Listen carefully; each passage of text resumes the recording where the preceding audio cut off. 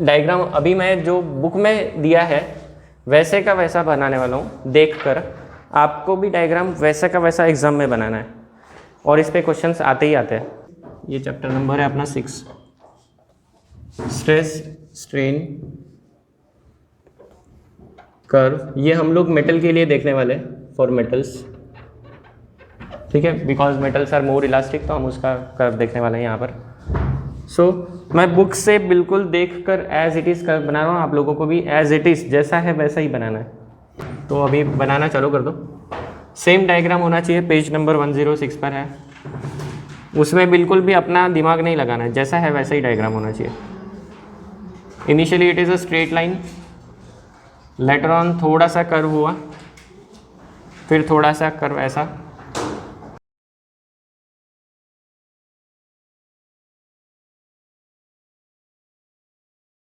ये दूसरा line parallel आना चाहिए फर्स्ट लाइन को।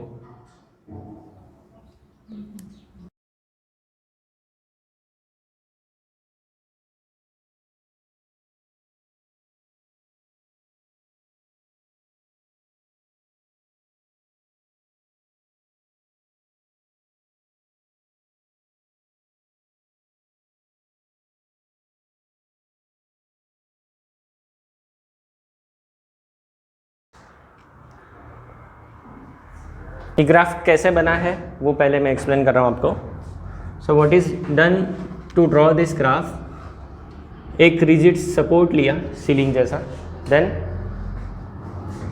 एक मेटल का वायर लिया, it could be a steel wire और कोई और मेटल का भी वायर हो सकता है। So it is a wire of any particular metal. Then यहाँ पर इसको वेट लगाया नीचे, ठीक है, वेट डालते गए।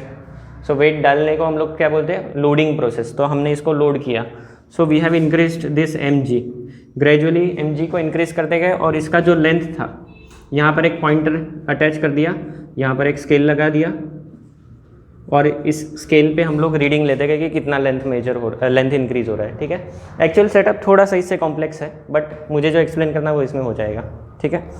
तो जैसे जैसे यहाँ पर वेट बढ़ाएंगे द लेंथ विल इंक्रीज, जैसे जैसे लेंथ बढ़ेगा this pointer will show different reading on this scale, है ना।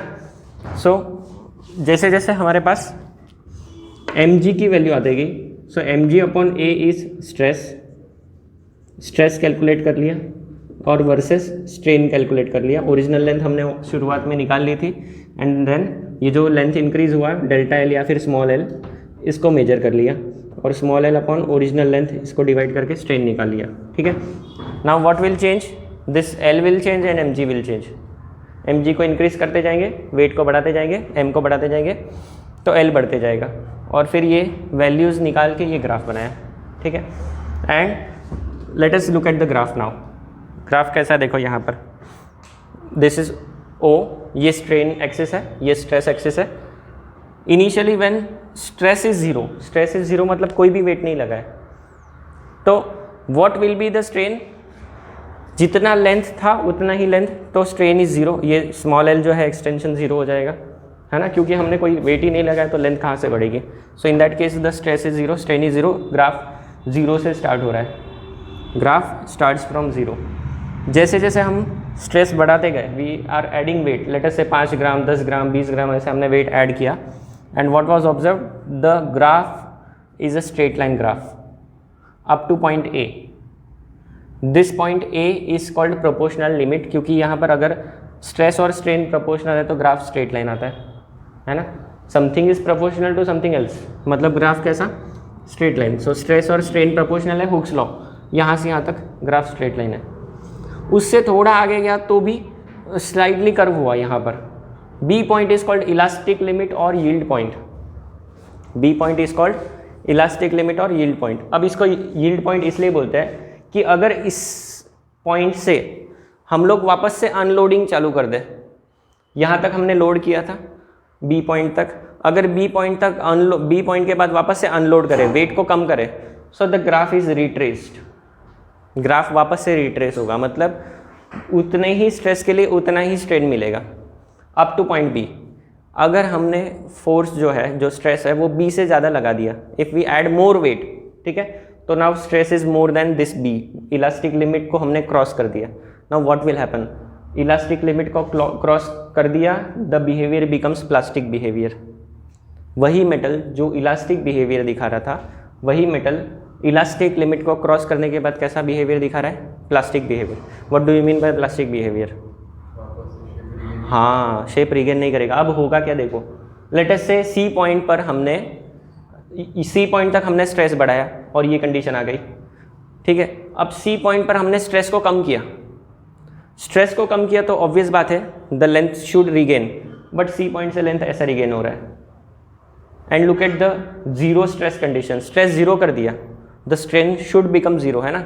यहाँ पर दिख रहा है कि strain is not zero, so यहाँ पर क्या हो गया, there is permanent increase in the length of wire. ये हम लोग करते हैं, अगर मुझे इस रॉड का वायर बनाना है लंबा, तो हम लोग ये लेवल का स्ट्रेस लगाते हैं, है ना। फैक्ट्रीज में रॉड से वायर कैसे बनती है, तो ये प्रोसेस से बनती है। ये इस रेंज में अगर स्ट्रेस लगाओगे और फिर स्ट्रेस को कम कर दोगे तो there is permanent increase in length, इतना लेंथ परमानेंट इंक्रीज हो गया। So this is called permanent set.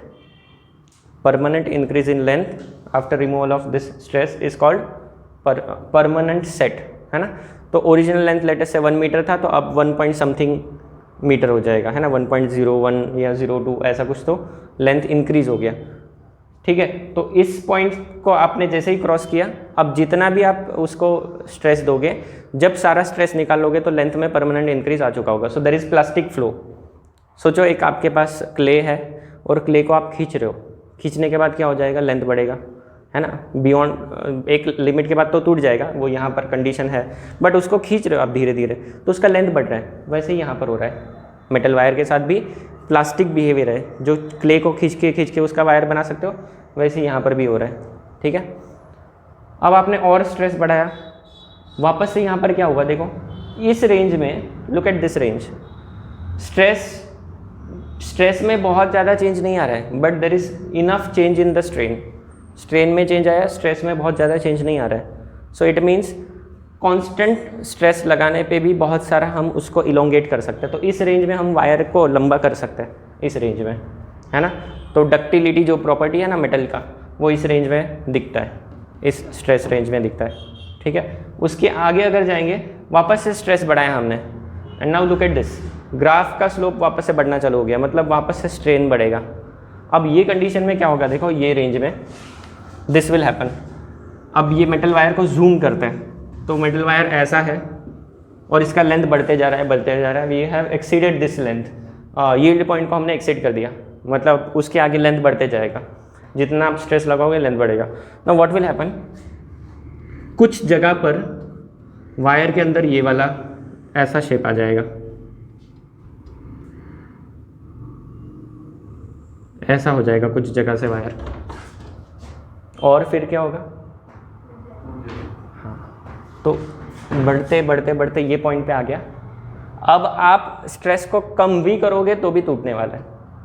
So this is fracture point, है ना। ये पूरे ग्राफ को ड्रॉ करते वक्त स्ट्रेस को बढ़ाया, कम किया, बढ़ाया, कम किया, बढ़ाया, कम किया, और वैसे करके ग्राफ ड्रॉ किया।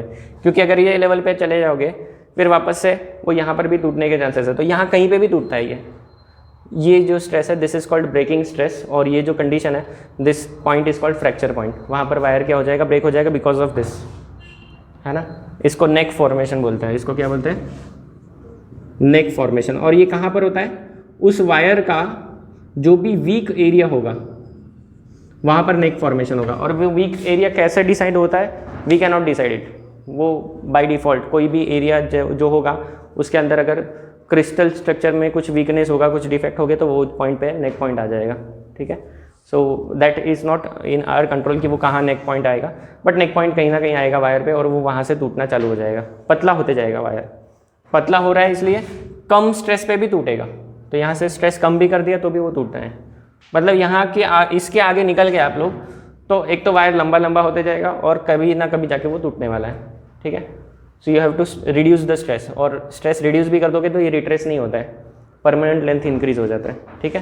तो ये हो गया elastic behaviour of metal wire.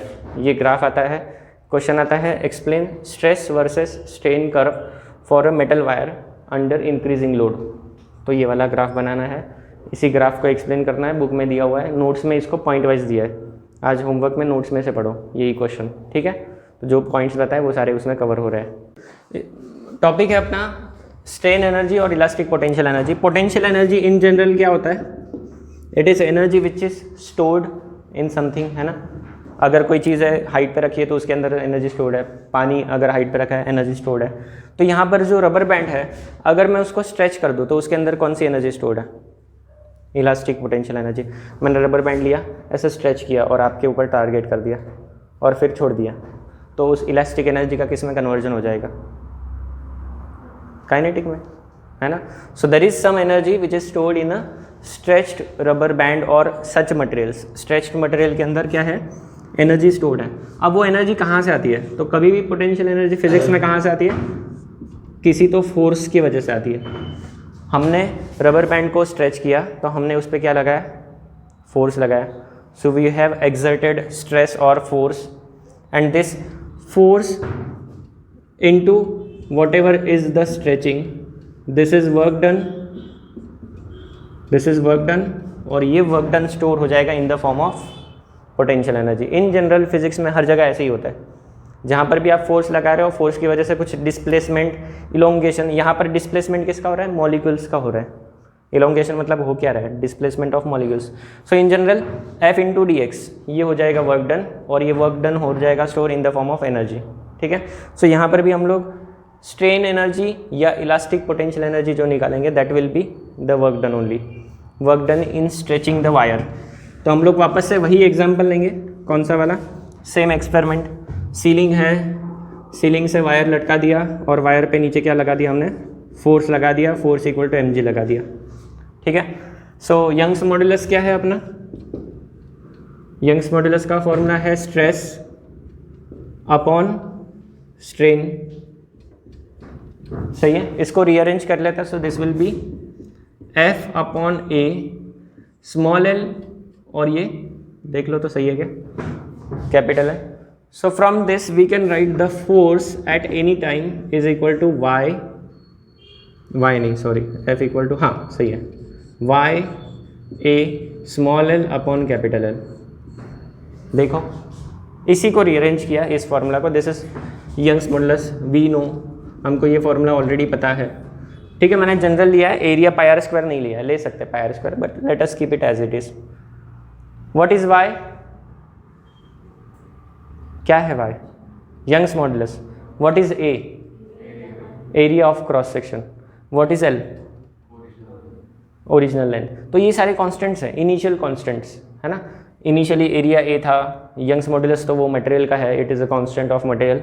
L जो है वो इनिशियल लेंथ है, ये सारे कांस्टेंट है। Small L is extension, this is proportional to F, है ना।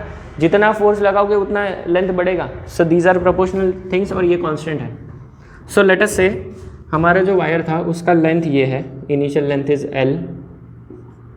यहाँ से स्टार्ट किया हमने फोर्स लगाना और due to this force F length यहाँ से यहाँ तक बढ़ गया, this is final extension L। So during process किसी भी एक पॉइंट पर इसका एक्सटेंशन क्या होगा, x। कौन आया अभी इतने लेट, 1 मिनट थांबा, कोड रखना चाहिए, है ना।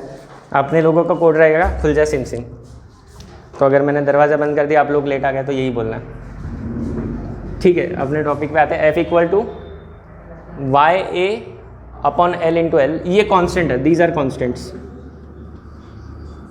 ये और ये वेरिएबल है।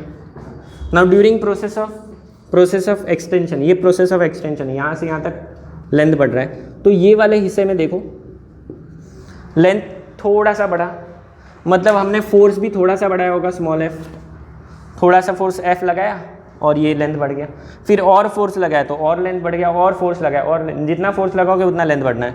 सो ड्यूरिंग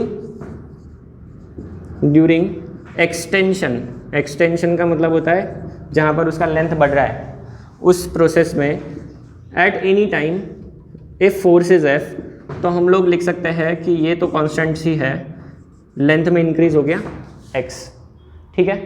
अब work done during this process, इस छोटे से प्रोसेस में वर्क डन होगा dw.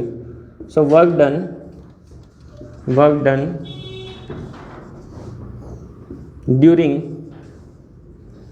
एक्सटेंशन, कितना एक्सटेंशन किया हमने x, एक्सटेंशन की जगह इलोंगेशन सही वर्ड है, इलोंगेशन लगाते हैं वर्ड, इलोंगेशन मतलब लेंथ बढ़ना, एक्सटेंशन का भी वही मतलब होता है, elongation is correct word, elongation x. During elongation x work done क्या हो जाएगा, छोटा सा वर्क डन होगा. वर्क डन का फॉर्मूला बताओ, फोर्स इनटू डिस्प्लेसमेंट. सो f, यहाँ पर f होगा ये वाला, f कौन सा होगा रे, f इंटू dx ले लेते हैं, है ना, और छोटा और फर्दर ले लेते हैं यहाँ से, और थोड़ा आगे चला गया dx, और थोड़ा सा एक्सटेंशन कर लिया dx का, तो क्या हो गया, force into displacement is work done. Directions देख लेते हैं फोर्स और डिस्प्लेसमेंट के किस तरफ है. हमने इसी तरफ फोर्स लगाया, इसी तरफ डिस्प्लेसमेंट है, so we will take this positive. आगे देखो क्या हो रहा है. Now if we put f equal to this value, तो क्या आ रहा है देखो, y a upon l, f की वैल्यू डाल रहे हैं हम लोग, x dx, ये कॉन्स्टेंट्स है याद रखना, तो ये वैसे भी हमारे कुछ खास ज़्यादा प्रॉब्लम नहीं देंगे ये हमको. This is small work done, कहाँ से कहाँ तक, x पर थे, x से dx, थोड़ा सा हम और एक्सटेंड कर दिया. अब देखो हम ये ऐसा क्यों करते हैं, why we do this. Work done का तो स्ट्रेट फॉरवर्ड फॉर्मूला है ना, फोर्स इंटू एक्सटेंशन लगा तो f इंटू एल कर देते तो चलता, लेकिन कब, अगर फोर्स कांस्टेंट होता. Is this force constant through out, याद करो हमने लोड किया था, मतलब हमने फोर्स कांस्टेंट रखा था क्या, नहीं. लोड करते वक्त हम फोर्स बढ़ा रहे हैं, अनलोड करते वक्त फोर्स क्या कर रहे हैं, कम कर रहे हैं. So we are changing this force is not constant throughout the extension. यहाँ से यहाँ तक एलोंगेशन के वक्त फोर्स कांस्टेंट नहीं है, and that's why we have to do this. और ये छोटा सा वर्क डन कहाँ से कहाँ तक है, ये इतना, ये इधर नहीं, this is the work done. यहाँ से लेके यहाँ तक का जो छोटा वर्क डन है ये है. अब work is a scalar quantity, यहाँ से यहाँ तक वर्क किया dw, और आगे तक वर्क किया dw, और आगे तक वर्क किया dw. उन सब dw को क्या करेंगे हम लोग, ऐड करेंगे, और ऐड करके जो टोटल मिलेगा वो होगा total work done, and that is elastic potential energy. अब यहाँ पर ऐसे कितने dw है, 10, 15, 20, 25, कितने, इनफाइनाइट. हमारे ऊपर है कितने लेने हैं.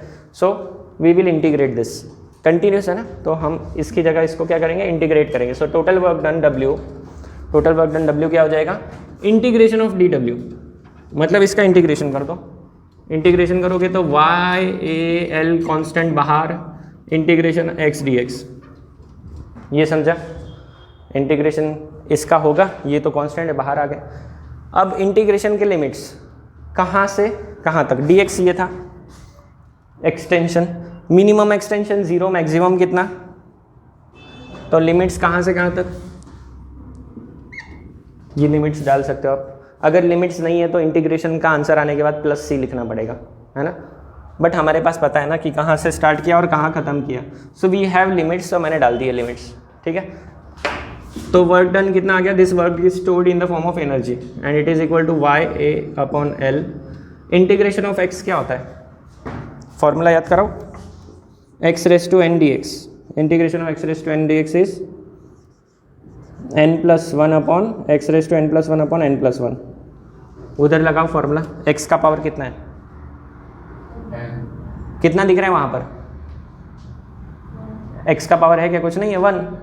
सो x रेस टू 1 है, x रेस टू 1 का क्या हो जाएगा, x रेस टू 1+1 अपॉन, मतलब ये क्या हो गया, x² अपॉन 2, लिमिट्स 0 से l. अब upper limit minus lower limit, integration के स्टेप्स हैं, put the upper limit, put the lower limit. तो अगली स्टेप क्या हो जाएगी, y a अपॉन l वैसा का वैसा. अपर लिमिट डालेंगे तो l²/2 माइनस लोअर लिमिट डालेंगे तो 0/2 0 ही होता है. तो ये क्या आ गया, this is half y a upon l into l². ये क्या क्या कट हो रहा है, सो दिस इज हाफ. इसको थोड़ा अलग फॉर्म में भी लिख सकते हैं, ऐसे ही रहने दो, कट नहीं करते. हमको ना कई बार क्वेश्चन में पूछता है, क्या पूछता है, prove that strain energy equal to half into load into extension. ठीक है, तो एक्सटेंशन मतलब यहाँ पर कुछ गलत किया है क्या मैंने? हाँ, एल कैपिटल नहीं है, एल इज स्मॉल, गड़बड़ कर दी ना, ये लिमिट स्मॉल एल है, ये गलत कर दिया, बस कैपिटल का स्मॉल कर दिया तो गड़बड़ हो गई सारी। This should be small L, है ना, ये भी स्मॉल एल होगा और ये भी स्मॉल एल होगा। अब सही है, नाउ एवरीथिंग इज फाइन। ठीक है, तो हमें ये प्रूफ करना होता है half into load into extension. And what is load? Load is this. ठीक है, so half but F equal to क्या है? Y upon L. तो एफ अपॉन एल क्या हो जाएगा? Y A upon capital L हो जाएगा। सो इस ब्रैकेट की जगह मैं ये पुट कर दूँ, if I put in place of this bracket F by L, तो क्या आ रहा है देखो, work done equal to half, इसकी जगह मैं क्या लिख रहा हूँ? F upon small L into ये स्मॉल एल का स्क्वायर। अब देखो क्या हो रहा है, क्या क्या कट हो रहा है? स्मॉल एल और ये एल स्क्वायर में से एक कट हो जाएगा, बचेगा क्या? Half into F into L. F is load, F is load, loading force है, और एल क्या है? एक्सटेंशन। हो गया क्या प्रूफ? सो इलास्टिक एनर्जी और स्ट्रेन एनर्जी, इसको स्ट्रेन एनर्जी बोलते हैं। This energy is stored in the form of strain, है ना, so it is due to strain. So strain energy is half into load into extension. ठीक है, what is extension? It is increase in length, small L. तो ये हो गया अपने book का derivation, half into load into extension. अलग अलग फॉर्म में रहता है। एक और पूछते हैं आपको, what is strain energy per unit volume और elastic energy per unit volume. So इसी को डिवाइड कर दो वॉल्यूम के साथ। What is volume? Capital L into area. Volume क्या है? सिलेंडर का। लेंथ इंटू एरिया, है ना, पाई आर स्क्वायर एच होता है। तो यहाँ पर लेंथ इंटू एरिया डाल दो, देखो पेज 108 पे दिया हुआ उन लोग ने। इसी फॉर्मूला में डिवाइड कर दो ए इंटू एल से। ए इंटू एल से डिवाइड कर दोगे, यहीं पे कर देता हूँ मैं। इसी फॉर्मूला में ए इंटू एल से डिवाइड कर दोगे तो क्या आ जाएगा देखो, half F into small L तो था, capital A is area, capital L is length, और A into L is volume. So this is work done per unit volume, या फिर इसको बोल सकते हो आप स्ट्रेन एनर्जी डेंसिटी। कई जगह पे फिजिक्स में एनर्जी डेंसिटी आती है, energy per unit volume. So this is energy per unit volume. Unit क्या होगा? जूल पर मीटर क्यूब। यहाँ पर क्या आ जाएगा? हाफ। फोर्स अपॉन एरिया क्या होता है? Stress. Small L upon capital L क्या होता है? Strain. So this is half into stress into strain. Strain energy per unit volume is half into stress into strain. ठीक है, ये दो डेरिवेशंस है, मतलब दो फॉर्मूला है जो आपको याद रखना है, डेरिवेशन एक ही है, नोट डाउन कर लो। So next topic is friction. Friction क्या होता है, किसी को पता है? सुना है क्या कभी? What is friction? It is the force that, बताओ, the force that opposes the relative motion between two objects, है ना। तो friction is a opposing force, it is opposing force. किसको अपोज करता है? इट अपोजेस मोशन, ऑब्जेक्ट को नहीं, object का रिलेटिव मोशन। एक ऑब्जेक्ट दूसरे पे मूव कर रहा है, ये डस्टर है, इस बोर्ड पे मूव कर रहा है, तो यहाँ पर बोर्ड ने डस्टर पे फ्रिक्शन फोर्स लगाया है ना, सो वो इसकी मोशन को अपोज करने की कोशिश कर रहा है। So this friction force opposes motion. ठीक है, मोशन और रिलेटिव मोशन, लेट अस से रिलेटिव मोशन। रिलेटिव मोशन क्यों बोलते हैं हम लोग? एक ऑब्जेक्ट का दूसरे पे मोशन, है ना, so that is what is called friction. And it is self adjusting force. Self adjusting का मतलब क्या होता है? It changes its magnitude and direction based on the relative motion. इसका थोड़ा एग्जांपल देता हूँ। सपोज ये यहाँ पर ही लेते हैं, एक टेबल है, टेबल के ऊपर हमने एक बुक रखी हुई है और बुक को यहाँ से फोर्स लगाया, जब यहाँ से फोर्स लगाया, दिस इज एक्सटर्नल फोर्स हमने लगाया, तो इस पर फ्रिक्शन किस तरफ लगेगा, किस तरफ लगना चाहिए फ्रिक्शन? अच्छा, ये बुक किस तरफ मूव करेगी? It will have tendency to move in this direction. So अब फ्रिक्शन किस तरफ लगना है? हाँ, फ्रिक्शन विल बी अपोजिट, यहाँ पर इस पॉइंट पे लगेगा, बेस पे। So this will be the direction of friction. Friction को हम लोग स्मॉल एफ लिखते हैं, ये वाला सिंबल यूज करता है। So friction opposites the motion. अगर मैंने फोर्स लगाया और बुक अपनी जगह से हिली ही नहीं, इसका मतलब क्या है? हाँ, friction is equal to the applied force. Applied force capital F, friction small F, and if the book is not moving it means the forces are balanced. कोई चीज़ मूव नहीं कर रही मतलब क्या है? फोर्सेस बैलेंस्ड है ना। अभी ये बॉटल है, ये मूव नहीं कर रही, इस पर फोर्सेस क्या है? बैलेंस्ड है। ग्रेविटेशनल नीचे है, नॉर्मल रिएक्शन ऊपर, दोनों फोर्सेस बैलेंस है, तब जाके मूव नहीं कर रही है। ये भी मूव नहीं कर रही, इसका मतलब the force and friction are equal. Now if I increase the force, applied force increase कर दो, what will happen? The book starts moving, ठीक है, but still there is friction. तो अब फ्रिक्शन से ज़्यादा अप्लाइड फोर्स हो गया, ठीक है। आप जितना फोर्स लगाओगे उतना फ्रिक्शन बढ़ेगा, एक लिमिट के बाद फ्रिक्शन बढ़ना रुक जाएगा, and the external force can increase, that depends on us, है ना, हम कितना लगा सकते हैं। So the friction increases with the applied force, it attains a maximum limit which is called limiting force of friction. उसके आगे फ्रिक्शन फोर्स नहीं बढ़ेगा, अप्लाइड फोर्स कितना भी बढ़ा सकते हो, ठीक है। So friction force adjust its magnitude, ठीक है। इसका मैं वापस से एक और एग्जांपल देता हूँ। लेट अस से मैंने 1 न्यूटन का फोर्स लगाया, बुक हिली नहीं, इसका मतलब क्या है? फ्रिक्शन कितना होना चाहिए? बुक नहीं हिल रही है, there is no motion, it means ये फोर्स को फ्रिक्शन ने बैलेंस किया। Suppose if I increase the external force 2 newton and still the book is not moving, तो ये 2 न्यूटन। 3 न्यूटन लगाया, बुक अभी तक नहीं मूव कर रही, तो ये कितना? 3 न्यूटन। 5 न्यूटन लगाया और बुक ने मूव करना स्टार्ट कर दिया है, मतलब क्या है? Friction is less than 5 Newton. कितना भी डोंट नो, क्योंकि 5 न्यूटन लगाया और बुक मूव करना स्टार्ट कर दिया, तो वो क्या है?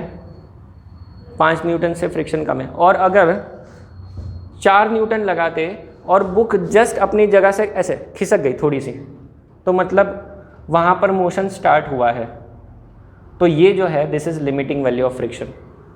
लिमिटिंग वैल्यू उस जहाँ पर वो मोशन जस्ट स्टार्ट होता है, जस्ट स्टार्ट हुआ, so that value of force is limiting force of friction. तो फ्रिक्शन बढ़ा, 1 न्यूटन पे 1 न्यूटन, 2 पे 2, 3 पे 3, मतलब फ्रिक्शन खुद को एडजस्ट कर रहा है। किसके साथ एडजस्ट कर रहा है? एक्सटर्नल फोर्स के साथ। कब तक एडजस्ट करेगा? जब तक उसकी औकात है, जब तक उसकी कैपेसिटी है। This is the limiting value, maximum limit, है ना, and it is limiting value of friction, and this limiting value of friction is proportional to the normal reaction. It is proportional to normal reaction. Normal reaction क्या है? पढ़ाया मैंने आपको। Normal reaction क्या होता है? मैं यहाँ खड़ा हूँ, मेरा फोर्स नीचे लग रहा है, फ्लोर नीचे जाना चाहिए बट नहीं जा रहा है, मतलब फ्लोर ने मुझ पर दूसरा फोर्स लगाया, and that force is normal reaction, ठीक है। सो अगर मैं इसको इक्वल कर दूँ तो there is some constant mu S, this is called coefficient of static friction. Why we call this friction as static? क्योंकि यहाँ पर ऑब्जेक्ट्स एक दूसरे के ऊपर मूव करने की कोशिश कर रहे हैं, but they are not moving, so the objects are at relative rest, एक दूसरे के रिस्पेक्ट में ये रेस्ट पे है, there is no relative motion, and that's why we call the friction as static friction. Objects एक दूसरे पे स्लाइड नहीं कर रहे, बट दे आर ट्राइंग, वो कोशिश कर रहे हैं बट मूव नहीं कर पा रहे because of friction. Such friction is static friction, ठीक है। तो फ्रिक्शन अपनी मैग्नीट्यूड चेंज करता है। Now suppose if I exert external force in this direction, अब बताओ क्या होगा? बाहर से इस तरफ से फोर्स लगा है, फ्रिक्शन का डायरेक्शन बताओ किधर? बुक नहीं मूव कर रहा है, बुक इज नॉट मूविंग, बताओ कितना, किस तरफ फ्रिक्शन होगा? It will be towards right. ये एक्सटर्नल फोर्स लेट अस से 1 न्यूटन, तो फ्रिक्शन भी 1 Newton, since the book is not moving, ये दोनों फोर्सेस बैलेंस हो गए, सो फ्रिक्शन ने अपना डायरेक्शन चेंज कर दिया। पहले फोर्स इधर था, फ्रिक्शन इधर, फोर्स का डायरेक्शन चेंज, फ्रिक्शन का डायरेक्शन चेंज। तो ये अपनी डायरेक्शन को क्या करता है, चेंज करता है, एडजस्ट करता है। किसके साथ, जिस तरफ मोशन होगा उसके अगेंस्ट।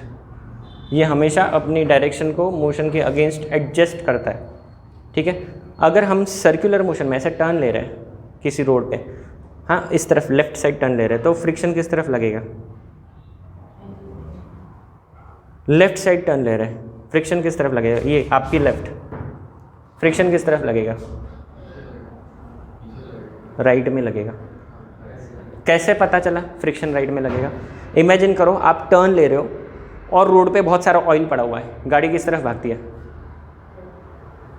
ऐसे टर्न ले रहे हो, रोड पे ऑयल पड़ा हुआ है बहुत सारा, आपकी गाड़ी इस तरफ जाएगी, अंदर की तरफ जाएगी या बाहर की तरफ जाएगी, बाहर की तरफ जाती है, स्किड करती है बाहर की तरफ। सो इट मीन्स फ्रिक्शन बाहर की तरफ था, है ना। सो फ्रिक्शन है वहाँ पर, मतलब एक्चुअली टेंडेंसी ऑफ मोशन बाहर की तरफ है, फ्रिक्शन विल बी इनसाइड, है ना। मोशन किस तरफ हो रहा है, बाहर की तरफ, so friction will be inside. Against motion होगा, ठीक है। तो फ्रिक्शन की 3 टाइप है, there are 3 types of friction.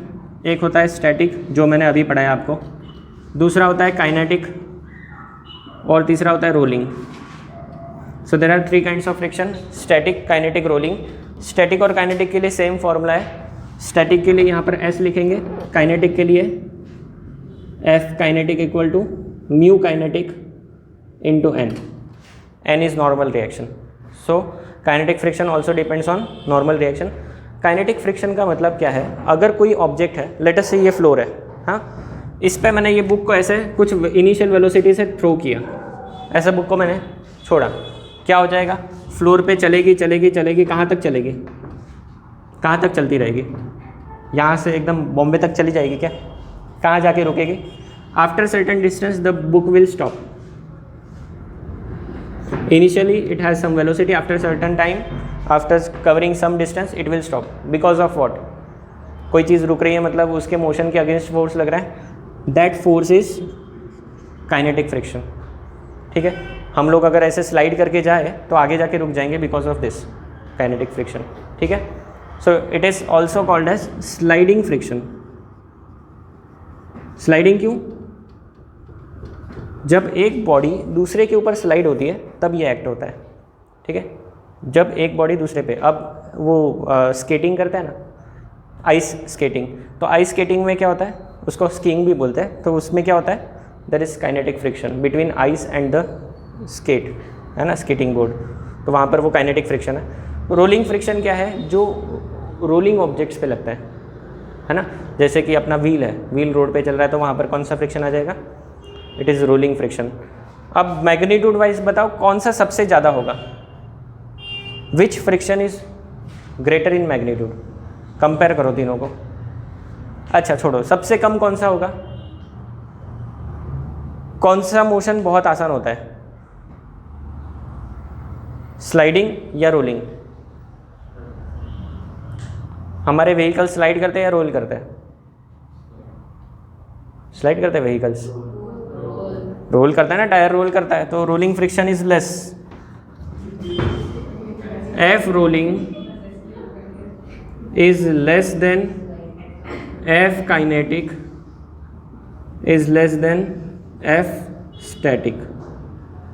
Static friction सबसे ज़्यादा होता है, काइनेटिक उससे कम, रोलिंग उससे कम। इसका एग्जांपल दे सकता हूँ मैं आपको।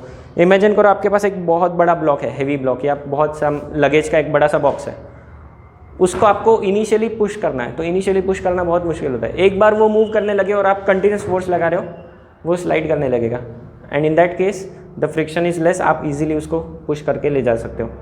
इनिशियली उसको मूव करना डिफिकल्ट होता है बिकॉज ऑफ दिस रीज़न।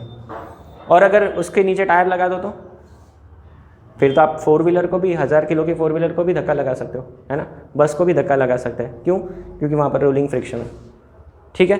तो ये कुछ पॉइंट्स है जो आपको याद रखना है, और मेरे ख्याल से तो हो गया है। अपना टॉपिक देख लेते हैं और कुछ बच गया क्या। Advantages, disadvantages. फ्रिक्शन के एडवांटेजेस बताओ क्या है। फ्रिक्शन की वजह से हम लोग चल सकते हैं। अगर फ्रिक्शन नहीं होता, आइस का फ्लोर सोचो और उस पर चलने की कोशिश करो, या फिर ऑयल वाला फ्लोर सोचो और उस पर चलने की कोशिश करो, इट इज़ डिफ़िकल्ट, फ्रिक्शन नहीं है। सैंड का सरफेस है, चलना मुश्किल होता है because friction is less. So friction is important for walking. और उसका एडवांटेज बताओ फ्रिक्शन का।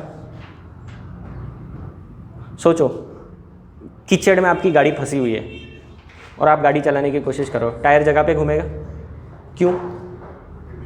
फ्रिक्शन नहीं है वहाँ पर। So friction is also important for this motion of vehicles, है ना। फ्रिक्शन नहीं होगा तो व्हीकल्स मूव नहीं कर पाएंगे। ओके, तो ये हो गया फ्रिक्शन के एडवांटेजेस। डिसएडवांटेजेस क्या क्या है?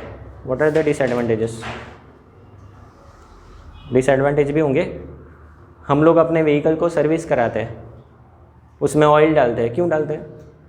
इंजन में ऑयल डालते हैं ना गाड़ी के, खर्चा करते हैं। क्यों करते हैं? पैसा बहुत है इसलिए।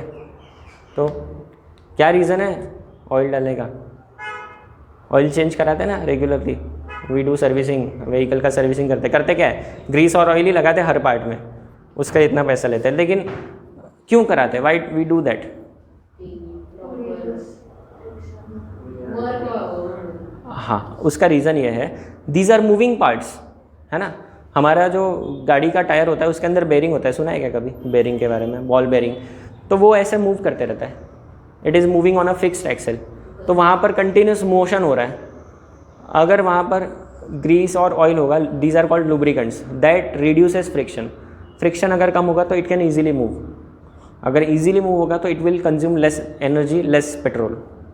तो नई गाड़ी का माइलेज अच्छा होता है, पुरानी होने पे माइलेज कम होता है because of these where and tear. जो उसका मशीन होता है, मैकेनिकल पार्ट होता है, मूविंग पार्ट, दे वेयर आउट मतलब घिस जाते हैं बिकॉज ऑफ दिस रबिंग, है ना। और ये घिसे नहीं, इसके लिए हम लोग उसमें ऑयल और जो भी चीज़ें डालते हैं ना, लुब्रिकेंट्स या फिर ग्रीस लगाते हैं, it is to reduce that friction. We can always reduce the friction, but उसको ज़ीरो नहीं कर सकते ऑन अर्थ। स्पेस में कर सकते हैं, स्पेस में चले जाओ, एयर ही नहीं है, वैक्यूम ही नहीं है, देयर इज़ नो फ्रिक्शन। एक चीज़ को ऐसे फेंका इनिशियल वेलोसिटी से, वो चलते ही रहेगा। न्यूटन का फर्स्ट लॉ वहाँ पर बिल्कुल फॉलो होता है। अगर कोई चीज़ मूव कर रही है तो वो मूव ही करते रहेगी, जैसे कि अपनी अर्थ, है ना। अर्थ स्पेस में मूव कर रही है and there is no friction, इसलिए अर्थ चलती रहेगी, सालों साल रुकेगी नहीं, है ना। अगर फ्रिक्शन होता स्पेस में भी तो क्या होता, कुछ सालों में रुक जाती अर्थ, है ना। मतलब हमारा जो ईयर का ड्यूरेशन है वो छोटा होते जाता। हो रहा है क्या ऐसा कुछ? छोटा नहीं, शायद से बड़ा होता। It will take longer time to complete the one round, है ना। तो ईयर का ड्यूरेशन बढ़ता, लेकिन मेरे हिसाब से तो मेरा बर्थ हुआ था तब 365 दिन थे, आज कितने हैं? 365 ही है, उतना ही है। मतलब कोई चेंजेस नहीं आया, सिर्फ 4 साल में एक बार चेंज आ जाता है। क्यों आता है? 366 दिन हो जाते हैं 2020